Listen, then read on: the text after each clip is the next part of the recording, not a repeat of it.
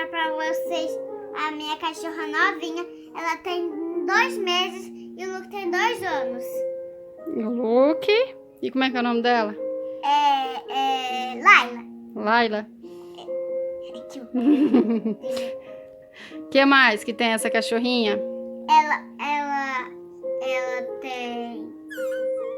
Você gosta de brincar com ela? Sim. Ela é seu neném? É. O que ela gosta de fazer? Ela gosta de morder papel. E tudo que acha pela frente.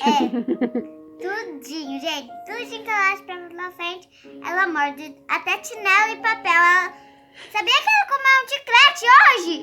Foi, né, Mirella? Você deixou cair. E ela comeu Quando viu, ela tava comendo todos. Né, Mirella?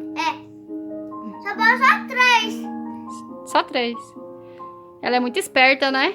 Eu acho que ela conseguiu subir. Será? Ela acho que- subiu no sofá e pegou o chiclete? Não, mamãe. Ah. Tava lá no forno. Uai! E como é que ela pegou? Ela deve ter botado a patinha assim, ó.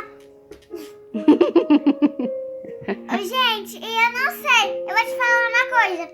Aqui tem a coisa que acabou de chegar.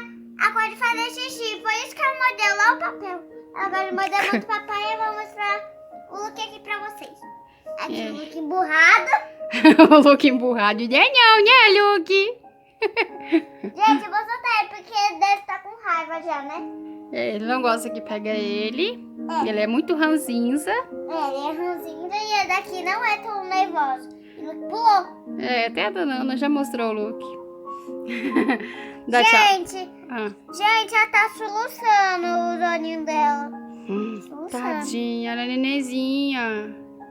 É, né? Coitada. Tá batendo na barriguinha dela. Oh, ela tá com frio, será? Eu acho que tá. Oh, meu Deus, tá soluçando. Então dá tchau pros coleguinhas. Tchau. Beijo, papai.